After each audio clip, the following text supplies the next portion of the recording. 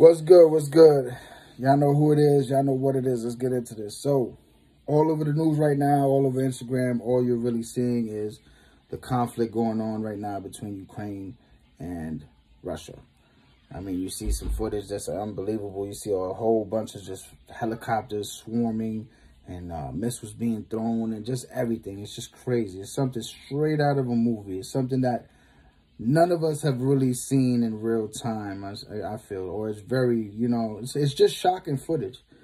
It is. And like I said before, I mean, this is the first time in history that we can see all these things as they're happening. And we don't need to wait till CNN reports on it or MSNBC or Fox or whatever the case may be.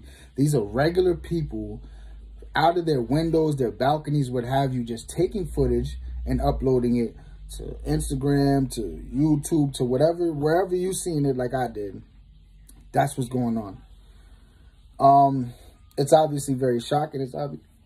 It's obviously very troubling and scary.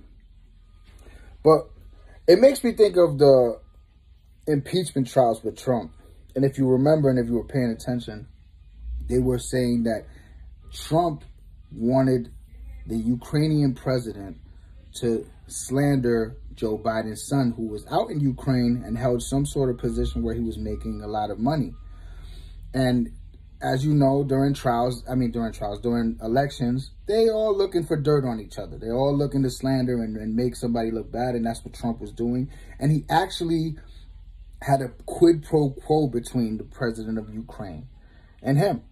President of Ukraine wanted to sit down at the White House with Donald Trump, have a discussion, pretty much put the world on notice that Ukraine and the United States were in good standing and everything was good. Not to mention that Congress had approved Ukraine getting a couple of $100 million, which Donald Trump withheld from Ukraine. Ukraine was going to use this, I think, to bolster up their army, their armed forces, because Russia had beef with Ukraine. Russia been on the border, kind of just like, they've been two dogs at the opposite ends of a room, just staring at each other, growling for a long time. And Trump used that to basically, hold it over his head to say, all right, well, you're not getting this money until you do what I want. And that's why he was in trouble. And there was a whole bunch of, backlash and whatever. And that was one of the things that was saying that he was using that as a quid pro quo. And it was all illegal stuff. So if you were paying attention, you kind of know what I'm talking about. And it makes me think of a saying that I often hear, and it's true. The devil that you know is better than the devil that you don't know. Now, you can say what you want about Trump. I didn't agree with many things he did. Some things I did agree with, some things I didn't. And that goes with everything. I don't agree with everything that everybody does. For myself, my mother, everything, you're not going to agree with everything. But what I will say is, I don't think it's a coincidence that Vladimir Putin didn't do anything on Trump's watch. I don't think it's a coincidence that he waited until Joe Biden got into office to make this move. Now, you could say, well, that's because Trump is friends with Vladimir Putin. Is that a bad thing?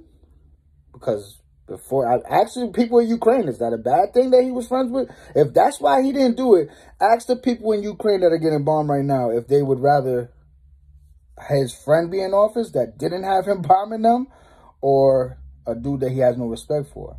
Now, look, man, this is all crazy. I'm not going to sit here and pretend like I know everything, the ins and outs and the intricacies of what's going on behind the scenes. But from a bird's eye view, and for somebody like me that was paying attention half-ass, it just looks like he don't give a fuck about Biden. He don't care about nothing that's going on, and he pretty much is letting the world, he's putting the world on notice to stay out the way.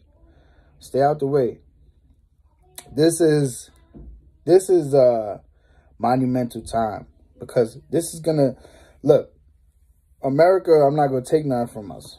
We definitely have one of the best military forces in the world.